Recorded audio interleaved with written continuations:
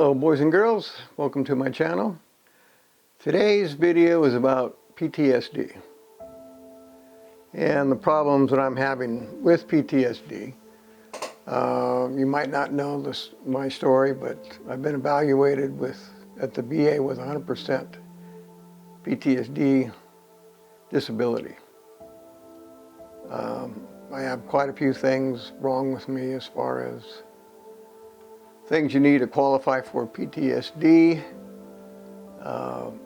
During the evaluation period, there are 15 boxes that they could check saying that things that you have. Well, supposedly I had 17, they added 2.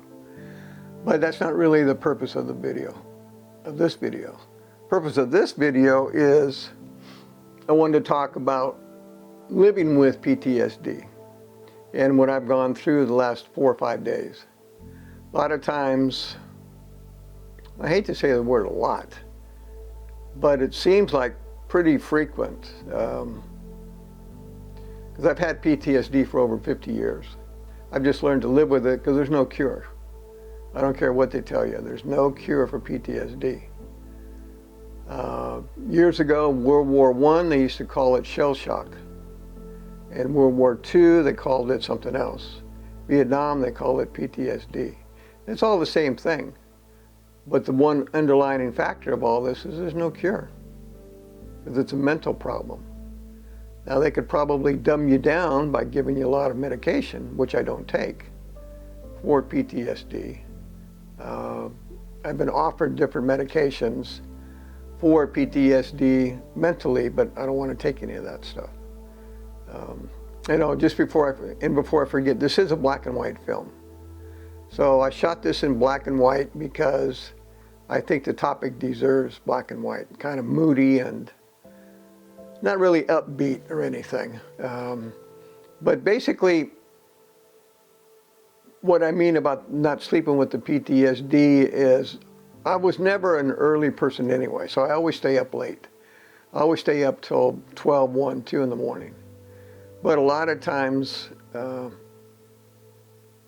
with the PTSD, I'll get tired and I'll go to bed at 12 or 1, but I'll wake up at 5, 6 in the morning. I don't mind getting up early, but what I don't mind is not getting 8 hours sleep. When you're young and when you're old, you need 8 hours sleep. If you're between 18 and 50, you might be able to get by on only 4 hours sleep 3 or 4 times a week.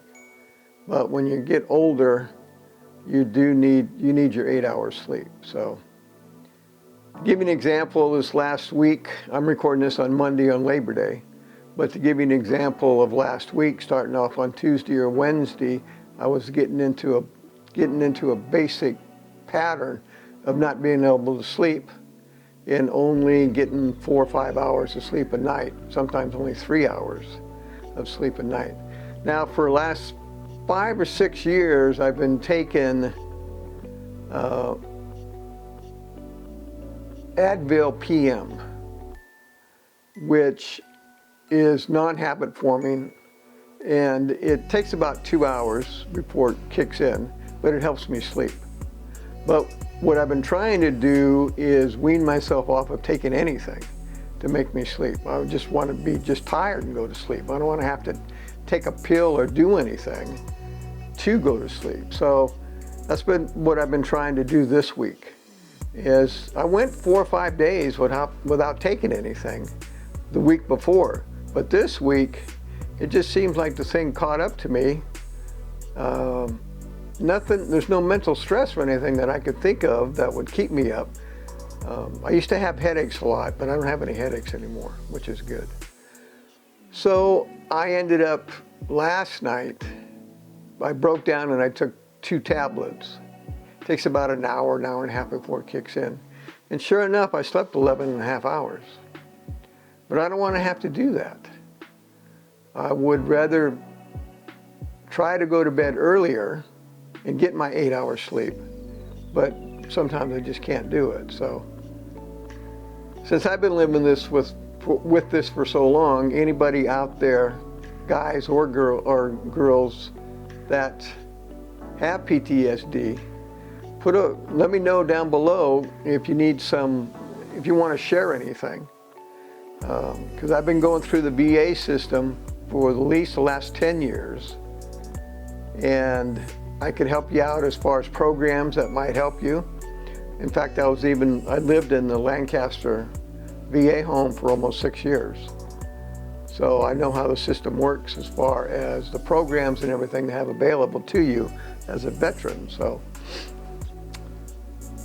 let me know if there's anything that you need, anything that I could help you guys with.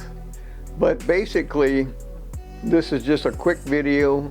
I'm recording this on Monday, September 6th, Labor Day. I know it's a good time off for everybody else. 3-day weekends. I remember 3-day weekends. I'm obviously, well, maybe not obviously, but I am retired.